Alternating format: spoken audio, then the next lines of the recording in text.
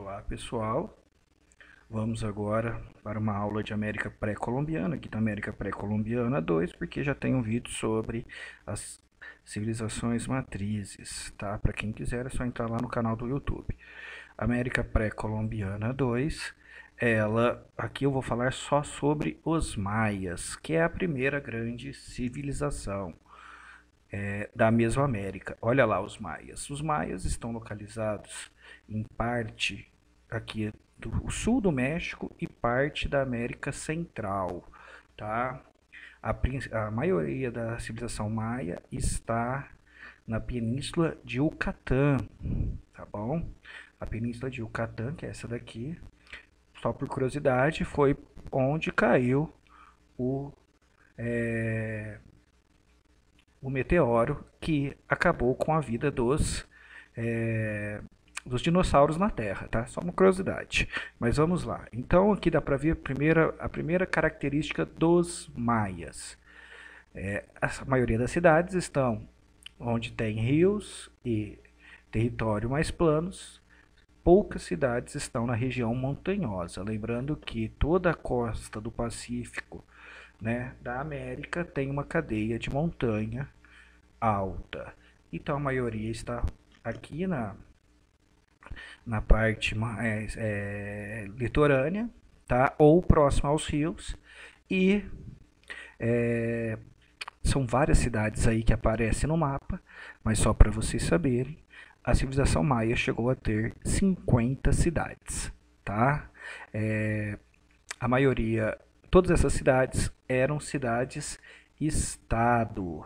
Então, esta é a primeira característica dos maias. Eu já vou até pular lá para a política, porque é isso que vocês têm que guardar. Os maias formavam cidades-estado, assim como os gregos, como os fenícios, tá? Ou seja, formavam uma confederação, no qual toda cidade tinha sua própria autonomia, tá? E a partir dessa autonomia, ela se autogovernava. Então, as questões políticas, religiosas, sociais eram diferentes conforme a cidade, tá? Então, essa característica vocês precisam guardar, porque isto cai nos vestibulares. Os maias, como eu disse, foi a primeira grande civilização americana e ela, inclusive, surgiu antes de muitas daquelas civilizações matrizes. Olha lá, a civilização maia surge em 1200 a.C. e vai viver até 1250 depois de Cristo, ou seja, quase um milênio e meio. Mas lá nesse período pré-clássico, que é o primeiro período, que vai até 300 depois de Cristo, os maias eram uma pequena civilização.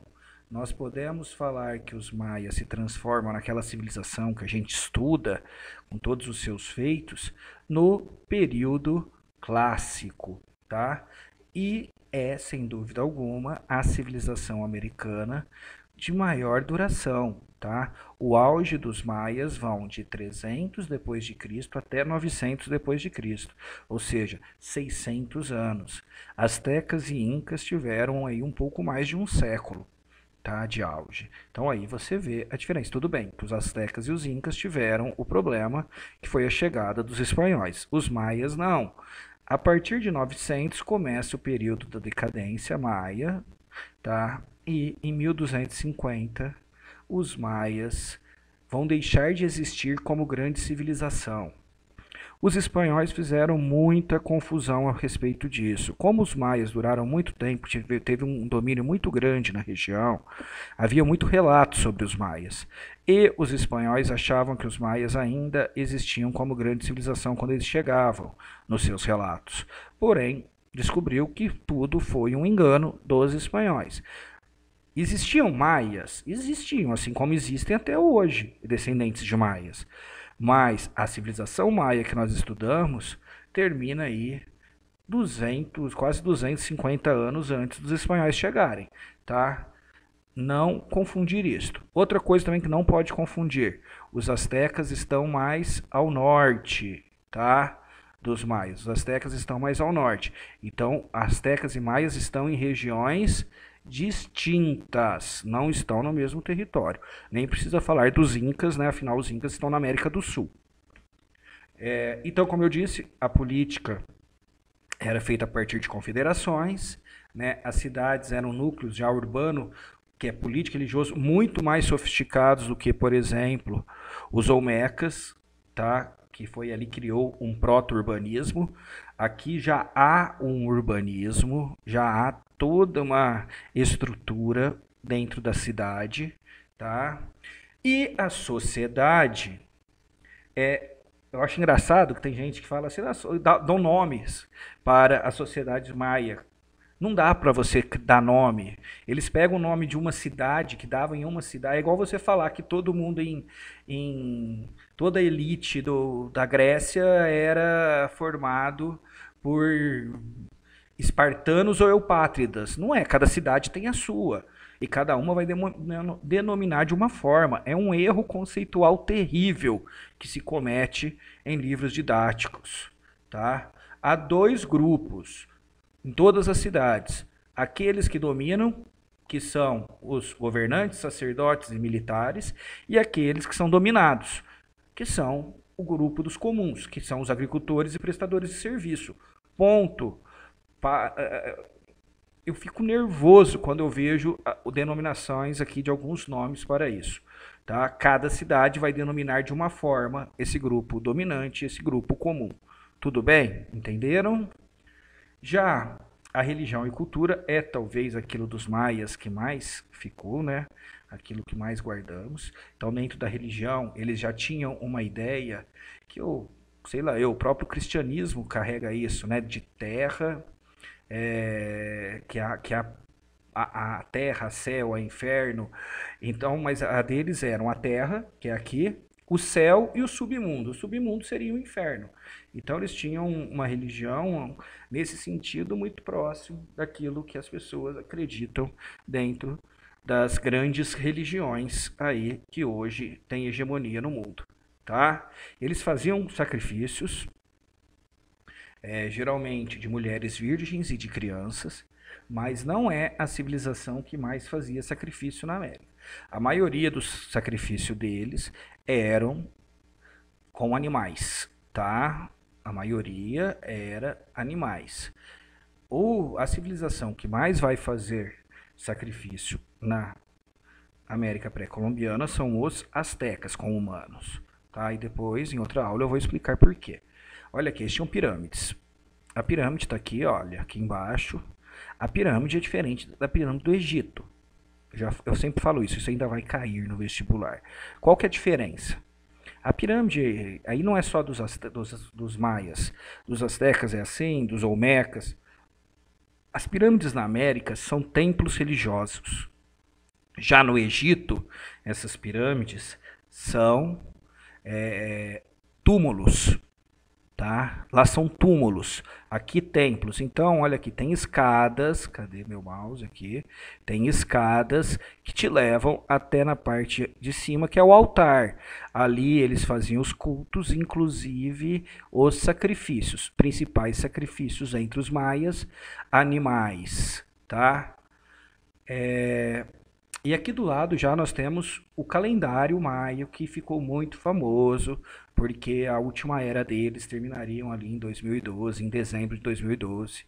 E eu lembro que todo mundo ficava me perguntando na faculdade se o mundo ia acabar ou não. Toda vez que eu dava aula de maia, parecia uma loucura, as pessoas só queriam saber sobre isso. Esse calendário é de alta precisão, é incrível, é magnífico, é isso que nos importa, tá? Ele mostra todo o avanço dos maias em relação à astronomia, periodização, tempo, tudo, tá? É uma coisa incrível o que eles fizeram em relação ao calendário. E esse avanço dentro da cultura maia fica muito clara quando nós afirmamos que eles trabalhavam com uma escrita, né, assim como os olmecas. Era uma escrita hieróglifa também, né, baseada ali em símbolos, tá? Mas talvez aí o mais brilhante eles tinham um sistema vigesimal matemático e eles faziam e usavam o número zero. Toda civilização que usa o número zero, gente, está num avanço em relação à abstração muito legal. Por quê? Porque o zero é a representação do nada. Então, a partir do momento que você passa a representar aquilo que não existe, você é capaz de abstrair. E abstrair num sentido muito amplo. O zero é a representação do nada. É você fazendo com que o nada passe a existir. Que aquilo que não existe passe a existir. Isto é muito, muito legal. Na economia, eles dependiam da agricultura, é por isso que eles estavam próximos do rio ou do litoral, regiões geralmente que tem muita água, muito rio, né? E eu falei lá que o primeiro período, né, da civilização maia era o período pré-clássico. Nesse período eles passaram muitas dificuldades, porque eles não tinham muito o que produzir. O período clássico marca o apogeu dos maias, porque eles conseguiram produzir milho. E o milho passou a ser a base da civilização maia e fez com que os maias se sobressaíssem sobre seus vizinhos, que continuaram com dificuldade para a alimentação. Então, o milho eleva a civilização maia dentro da Mesoamérica como a primeira grande civilização. Eles também faziam comércio de sal, jade e cacau. Lembrando que depois o cacau vai ser o produto mais valorizado pelos astecas, que inclusive vão criar uma bebida chamada chocolate. A decadência maia se dá por dois motivos, assim como a Grécia, que teve o problema da Guerra do Peloponeso, né, que é uma guerra civil entre cidades gregas.